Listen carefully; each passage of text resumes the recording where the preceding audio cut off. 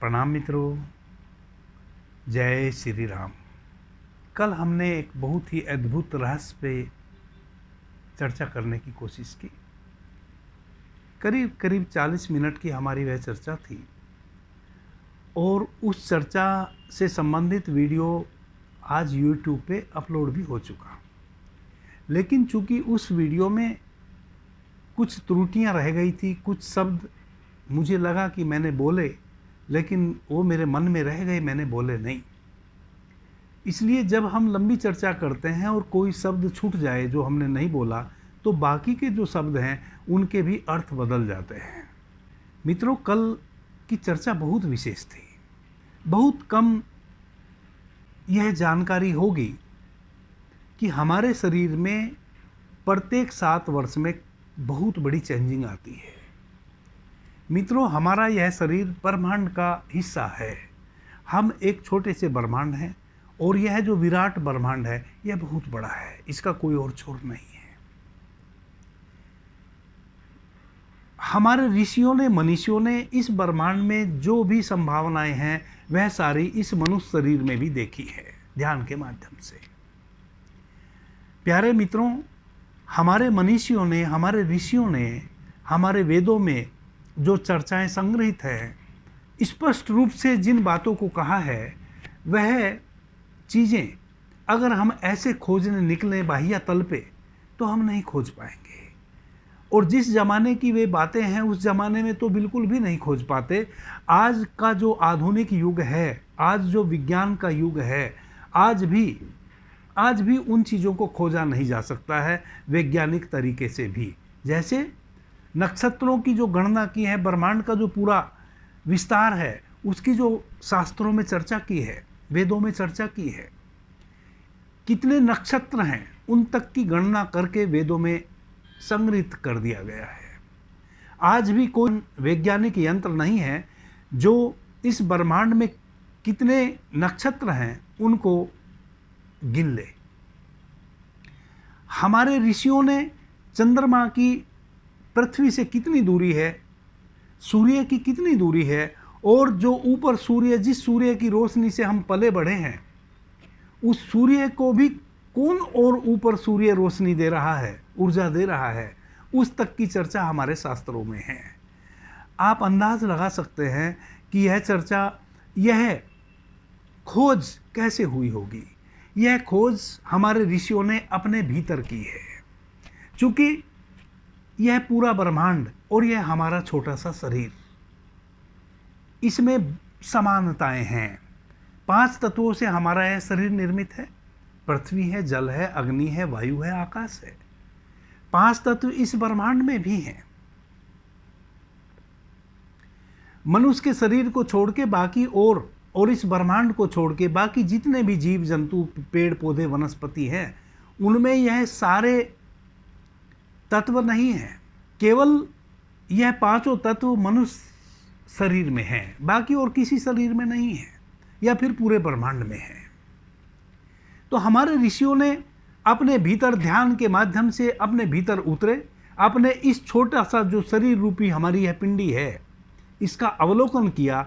इसी में नक्षत्रों को देखा, इसी में सूर्य को उगते हुए देखा, इसी में चंद्रमा को उगते हुए देखा, इसी शरीर के भीतर अपने घट में, और उसकी एक्यूरेट गणना कर दी।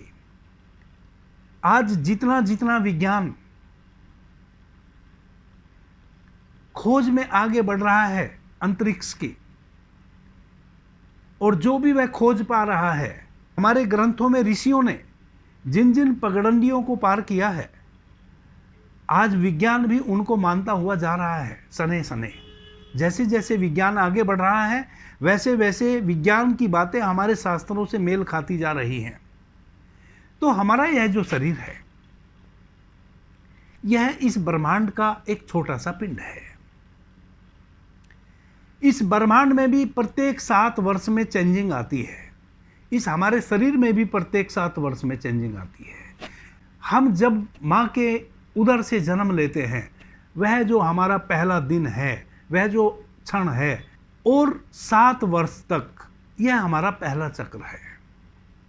दूसरा चक्र 8वें वर्ष के पहले दिन से शुरू हो जाता है और वह 14 साल तक चलता है। 15वें साल के पहले दिन में तीसरा चक्र शुरू हो जाता है। वैसे ही इस ब्रह्मांड का भी चक्र बदलता रहता है। हर 7 वर्ष में ब्रह्मांड में आमूल चूल परिवर्तन आते हैं और जब ब्रह्मांड में आमूल चूल परिवर्तन आते हैं तो हमारी पृथ्वी पे भी उसका प्रभाव पड़ता है। बहुत सारी प्राकृतिक आपदाएं आनी शुरू हो जाती हैं, बहुत सारे वायरस उत्पन्न हो जाते हैं, उससे हमारा साक्षात्कार है, हम जानते हैं। हमारे शरीर में भी घटती है। अब जो पहला 7 साल का चक्र है मनुष्य का, उसमें आपने देखा होगा लड़की और लड़का बिल्कुल शारीरिक रूप से एक जैसे होते हैं। थोड़े से परिवर्तन, थोड़े से चेंज होते हैं, फिजिकली थोड़ी सी चेंजिंग होती है, बाकी मानसिक तल पे, शारीरिक तल पे लड़का और लड़की में कोई फर्क नहीं होता। उनकी आवाज भी एक जैसी होती है, उनका उठना बैठना भी एक जैसा होता है, उनकी चाल भी एक जैसी होती है, उनकी सोच, उनका विचार सब एक जैसा होता है। लेकिन जैसे ही 8वें वर्ष में बच्चा प्रवेश करता है, लड़का हो या लड़की, और 8वें वर्ष का जो पहला दिन है, उसी दिन से आमूल चूल परिवर्तन होने शुरू हो जाते हैं मनुष्य में। अगर एक लड़का है तो धीरे धीरे धीरे धीरे उसकी आवाज़ जो अभी तक लड़की जैसी थी अब वह भर्राने लगती है। अब उसकी आवाज़ में एक भारीपन आने लगता है। 14 साल होते होते एक लड़का पूरी तरह पता चलता है कि यह लड़का है। उसकी आवाज़ कंप्लीट चेंज हो जाती है, उसकी चाल बदल जाती है, उसके विचार बदल जाते हैं, उसके ओठों पे मूछें आने लगती हैं, हल्का मूछों का रोआ आने लगता है। उधर लड़की जैसे जैसे 14 साल की होती है उसके भीतर भी परिवर्तन आते हैं, उसकी भी चाल बदल जाती है। जैसे ही एक लड़की के भीतर गर्भाशय परिपूर्ण होता है और महावरी शुरू होती है, तैसे ही उसकी भी चाल बदल जाती है, उसके विचार बदल जाते हैं, उसका पूरा गेस्चर बदल जाता है, मन के तल पे भी और शरीर के तल पे भी। लेकिन आत्मा के तल पे स्त्री और पुरुष में कभी कोई फर्क नहीं है। कल इस संबंध में मैंने विस्तार से चर्चा की है। आज अभी हम चर्चा करेंगे भगवान शिव का जो शिवालय है, और उस शिवालय में जो हमने भगवान शिव के शिवलिंग की स्थापना की है, उसका क्या विज्ञान है। मित्रों, आपने देखा होगा जो प्राचीन हमारे शिवालय हैं, जो पुराने समय के बने हुए शिवालय हैं, मंदिर हैं, वह मंदिर जिनमें शिवलिंग की स्थापना हुई है, आप देखेंगे कि उनकी बहुत लंबी ऊंची चोटी होती है। वह बहुत अद्भुत है, बहुत अद्भुत है। मैंने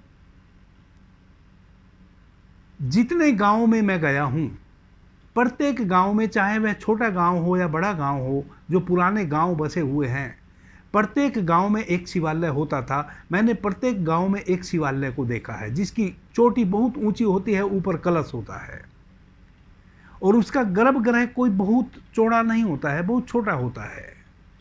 4-6 व्यक्ति ही ध्यान में उस गर्भगृह में बैठ सकते हैं। मित्रों, हमारी यह जो साइंस है, हमारे ऋषियों ने जो जिस साइंस के तहत इन शिवालयों को बनाया है, उसी का एक छोटा सा रूप है मिस्र के पिरामिड।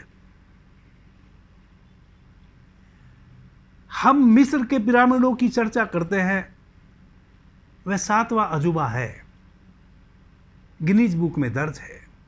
लेकिन वह पिरामिड भी हमारे शिवालयों की साइंस लेके ही डेवलप हुए हैं, क्योंकि जिस एंगल पे, जिस आकृति में हमारे शिवालय को बनाया जाता है, उस आकृति का मतलब है कि वह ब्रह्मांडीय ऊर्जा को अधिक से अधिक मात्रा में अवशोषित करे। शिवालय को इस प्रकार से बनाया गया है कि शिवालय की जो दीवारें हैं बाहर की, वह ब्रह्मांडीय ऊर्जा को अवशोषित करती हैं और वह ब्रह्मांडीय ऊर्जा ऐसे फैलती है। शिवालय। अभी मैं भगवान शिव की पिंडी की तो बात ही नहीं कर रहा हूं, अभी मैं केवल शिवालय की बात कर रहा हूं। वह जो शिवालय का भवन है, वह जो उसकी दीवारें हैं, वह जो उसकी आकृति है, वह इस प्रकार से बनी है, वह इस प्रकार से बनी है कि ब्रह्मांडीय ऊर्जा को वह अवशोषित करती है और अपने चारों तरफ उसको फैलने देती है। जैसे बिजली के तार होता है ना मित्रों, वह बिजली का जो तार होता है, जो वायर होती है, उस वायर के ऊपर से गति करती है। वैसे ही जो शिवालय की दीवारें हैं, उनके ऊपर से ब्रह्मांडीय ऊर्जा ऐसे बरसती है उस आकृति के कारण, और उसको एक विशेष हाइट में बनाया जाता था। अब तो वह विद्या धीरे धीरे हम खोते जा रहे हैं। अब तो हम कैसा भी मंदिर बना देते हैं, उसकी हाइट का भी ख्याल नहीं रखते। पहले जितने भी प्राचीन मंदिर हैं, उनकी लगभग आप पूरे भारतवर्ष में घूम जाइए, उनकी जो पुराने शिवालय हैं, उनकी हाइट भी आपको लगभग एक जैसी मिलेगी। थोड़ा बहुत चेंजिंग मिलेगी, थोड़ा बहुत चेंजिंग इसलिए मिलेगी कि हमारी जो है पृथ्वी है, कहीं समुद्र तल से ऊंचाई ज़्यादा है, कहीं कम है।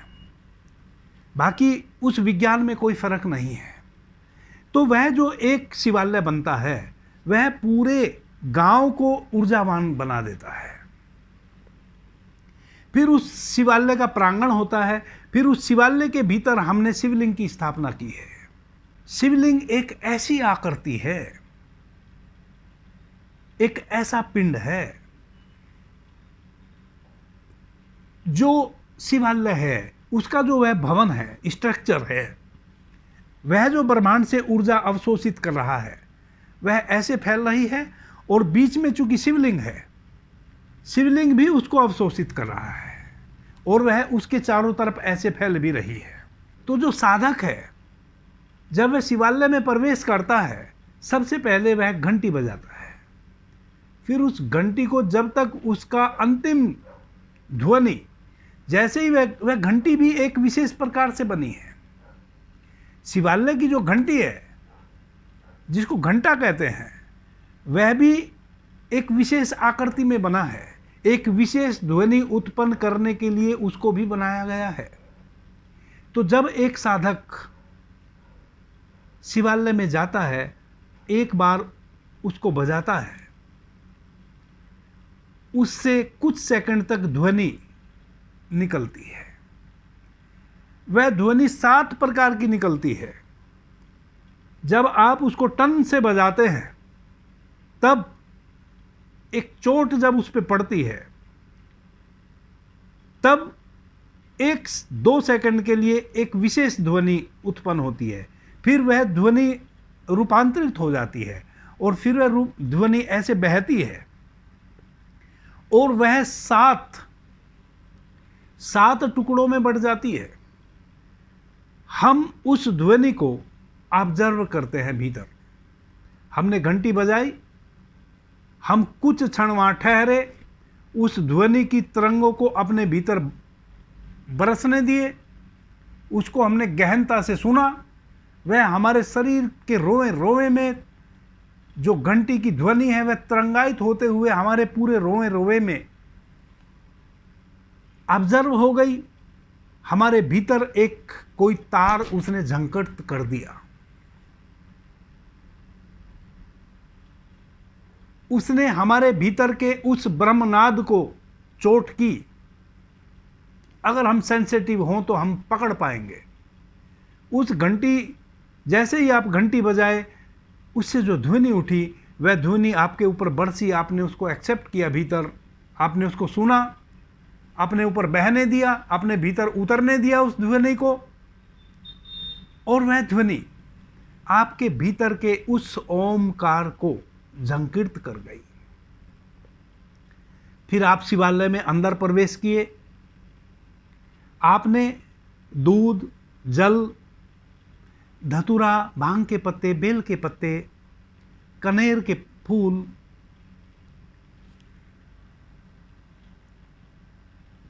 शिवलिंग पे अर्पित किए, और फिर अपना माथा,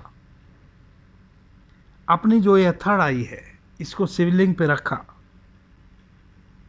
और आपके त्रिनेत्र पे कुछ हलचल हुई। शिवलिंग जो है वह इस पृथ्वी पे सबसे बड़ा आविष्कार है मनुष्य के द्वारा। शिवलिंग की स्थापना विशेष मंत्रोच्चार के साथ की जाती है। भगवान शिव ही इस सृष्टि के रचयिता हैं। मृत्यु के उपरांत भगवान शिव में ही सबको समाहित हो जाना है। भगवान शिव से ही सबकी उत्पत्ति होनी है। उसी का एक रूप वह शिवलिंग है, और वह शिवलिंग इस विज्ञान से निर्मित किया है कि वह ब्रह्मांड की ऊर्जा को बहुत मात्रा में, अधिक से अधिक मात्रा में अपने में शोषित करता है। जब हम अपनी उंगलियों के अग्रभाग से पहले उसको ऐसे छूते हैं और फिर उस पर माथा रखते हैं, हमारी जो ये अग्रभाग है उंगलियों के, ये अग्रभाग अत्यधिक मात्रा में हमारे शरीर की ऊर्जा को बाहर भी डोनेट करते हैं, और अत्यधिक मात्रा में यही अग्रभाग हमारे रिसीव भी करते हैं ऊर्जा को। इसलिए हमारे यहाँ परंपरा है अपने बुजुर्गों के पैर छूने की। ऐसे अग्रभाग से ऐसे छूते हैं पैर, ये अग्रभाग टच होने चाहिए पैरों पे, ऐसे ऐसे।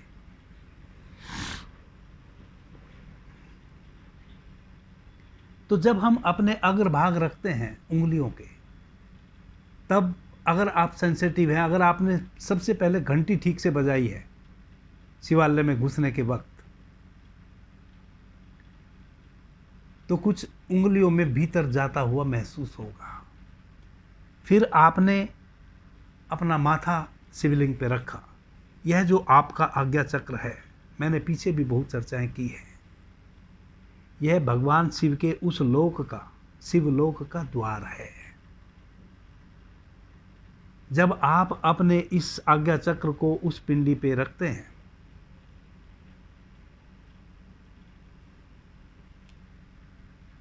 आपके आज्ञा चक्र में ऊर्जा शोषित हो जाती है उस पिंडी से। अगर आप निरंतर इस प्रकार से मंदिर में जाते हैं इस भाव से, और फिर आके घर पे निरंतर ध्यान करते हैं, साधना करते हैं, अच्छा रहे उस मंदिर के प्रांगण में ही आप साधना करें, क्योंकि वह जो आकृति है शिवालय की, वह भी ब्रह्मांडीय ऊर्जा को बहुत शोषित कर रही है, और वह अपना उसका एक दायरा है। लगभग एक शिवालय 2 किलोमीटर की रेंज में अपने ब्रह्मांड से ली हुई ऊर्जा को डोनेट करता है। तो जितना आप उस शिवालय के प्रांगण में, यानी कि जितना उस बिल्डिंग के निकट आप, उस भवन के निकट आप बैठ के ध्यान करेंगे, उतना ही ज़्यादा फलित होगा। देखा ना, मंदिरों में आप जाते हैं तो शांति होती है, खास करके शिवालय में जहाँ भगवान शिव की पिंडी स्थापित है। दूसरी बात, हम जल, दूध, भांग के पत्ते, बेल के पत्ते, बेर, धतूरा, यह सब चीज़ें अर्पित करते हैं भगवान के शिवलिंग पे। यह एक प्रतीक है। भगवान शिव ने 112 विधियां तंत्र की बताई हैं मां पार्वती को। मां पार्वती भगवान शिव से पूछती चली जाती है कि भगवान, कोई व्यक्ति कैसे आपकी प्रार्थना करे, कैसे आप तक पहुंचे, कैसे आप उसकी प्रार्थना सुने, किस भाषा में प्रार्थना करे कि आप तक उसकी प्रार्थना पहुंच जाए और आप उसकी प्रार्थना को सुन लें। तो भगवान शिव ने एक तंत्र की विधि बताई कि इस विधि से कोई भी व्यक्ति मुझे प्राप्त कर ले सकता है। मां पार्वती ने कहा कि अगर किसी व्यक्ति से इस विधि से ना गुजरा जाए, तो कोई व्यक्ति इस विधि से ना गुजर पाए, तो भगवान शिव दूसरी विधि बताते हैं। इस प्रकार से मां पार्वती लोक कल्याणार्थ, मां तो मां होती है, भगवान शिव से, भोलेनाथ से पूछती चली गई, और भगवान भोलेनाथ बताते चले गए, और इस प्रकार से 112 विधि तंत्र की भगवान भोलेनाथ ने बता दी। और वह जो 112 विधि तंत्र की हैं, वो सारा है आपकी ऊर्जा का खेल। हमारे भीतर जो ऊर्जा है वह स्त्रीण ऊर्जा है। जब कल वाला वीडियो आप देखेंगे कि ना कोई पुरुष पूरा पुरुष है और ना कोई स्त्री पूरी स्त्री है। थंबनेल में मैंने दिया है अर्धनारीश्वर का रहस्य, उसको आप ज़रूर देखें। 18 जून को अपलोड हुआ है, आप उसको ज़रूर देखें।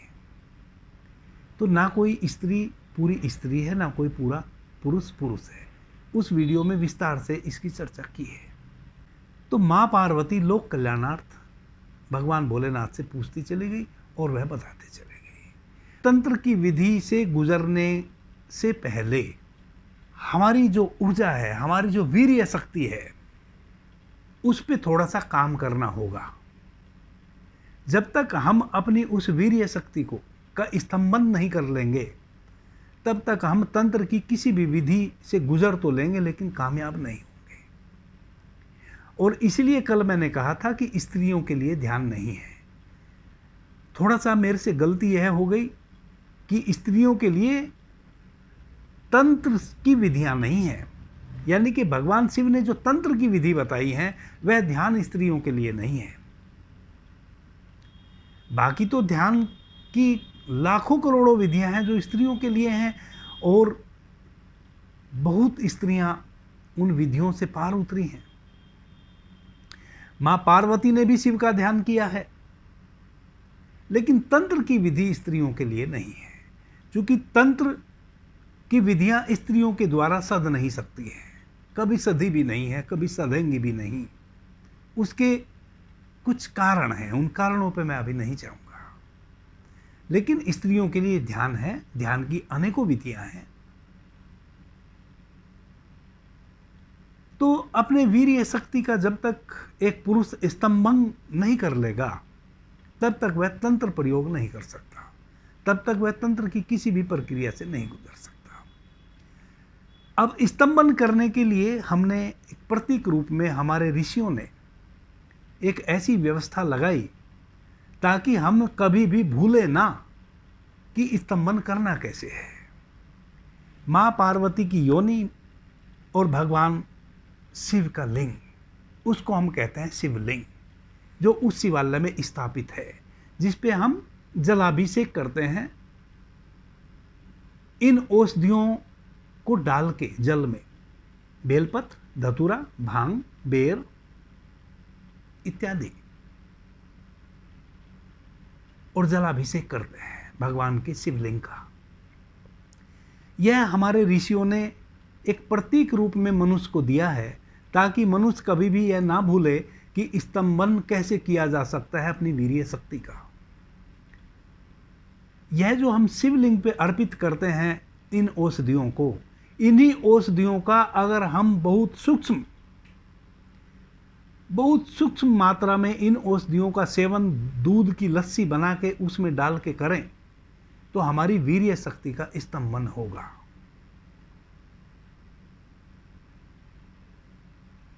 यही है रहस्य। और जब हमारे वीर्य शक्ति का स्तंभन होगा, तभी हम भगवान शिव के द्वारा जो 112 विधि तंत्र की बताई गई हैं, उन किसी भी विधि पे हम अभ्यास करेंगे तो हम कामयाब होंगे। अगले वीडियो में मैं चर्चा करूंगा भैरवी साधना, क्योंकि इसी से जुड़ी हुई वह साधना है। 3 वीडियो ये बहुत अनिवार्य हैं। 7 वर्ष में हमारे भीतर जो शरीर हमारे बदलते हैं, क्यों बदलते हैं, क्या क्या परिवर्तन हम में आते हैं, जो 18 जून को मैंने कल उस वीडियो को अपलोड किया है। आज की जो यह चर्चा है इसको भी ज़रूर सुनना, और कल की जो चर्चा होगी कैसे हम अपने भीतर उस भैरवी को साधें। भैरवी हमारी कुंडलिनी, भैरवी हमारे भीतर की वह स्त्री, इस पे हम कल चर्चा करेंगे। प्यारे मित्रों, भगवान शिव के शिवलिंग पे जिन औषधियों का हम जलाभिषेक करते हैं, जल में मिला के उनका अभिषेक करते हैं, उन्हीं औषधियों का सूक्ष्म, बहुत मात्रा में नहीं। धतूरा बहुत खतरनाक है, भांग भी बहुत खतरनाक है, वो विष है, बहुत सूक्ष्म। जैसे भांग का केवल एक पत्ता, धतूरे का केवल एक बीज, बेल के कोमल कोमल 2 पत्ते,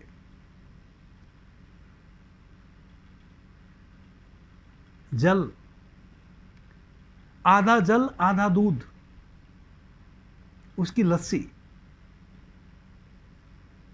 अगर किसी को तंत्र की साधना करनी है, उसके लिए कह रहा हूं, जिनको अपनी वीर्य शक्ति का स्तंभन करना है, उनके लिए कह रहा हूं, सबके लिए नहीं कह रहा हूं।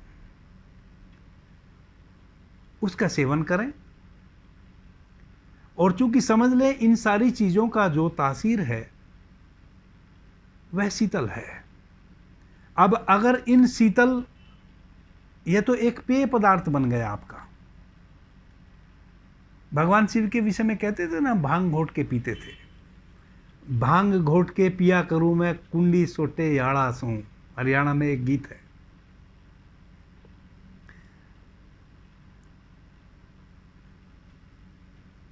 तो सूक्ष्म मात्रा में सेवन करना है, अधिक मात्रा में नहीं।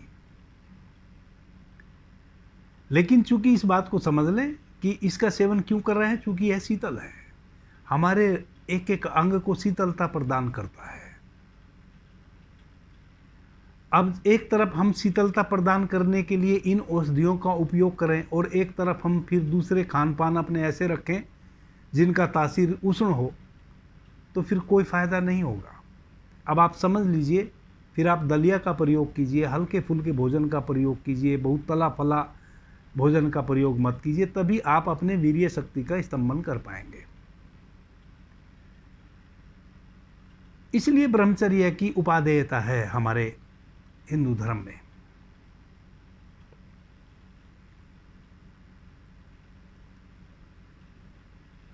किन लोगों को यह पेय पदार्थ नहीं लेना चाहिए, क्योंकि इसका तासीर बहुत शीतल है। लंग्स से संबंधित जिनको प्रॉब्लम है उनको नहीं लेना चाहिए। लो ब्लड प्रेशर के जो रोगी हैं उनको भी नहीं लेना चाहिए। जिनको भी आर्थराइटिस है, गठिया है, गठिया 80 प्रकार का होता है, वात रोग 80 प्रकार के होते हैं, अर्धांगवात, पूर्णांगवात, लकवा भी वात रोग में ही गिना जाता है। जॉइंट में पेन, घुटनों में पेन, गर्दन में, कुल्हों में, तो जिनको भी किसी भी प्रकार का दर्द है शरीर में, उनको भी यह पेय पदार्थ नहीं लेना चाहिए, दर्द बढ़ा देगा। अभी के लिए इतना ही। आपने मुझे ध्यान से, प्रेम से सुना, उससे मैं बहुत अनुग्रहित हूँ। सभी मित्रों को मेरा प्रणाम, धन्यवाद। जय श्री राम।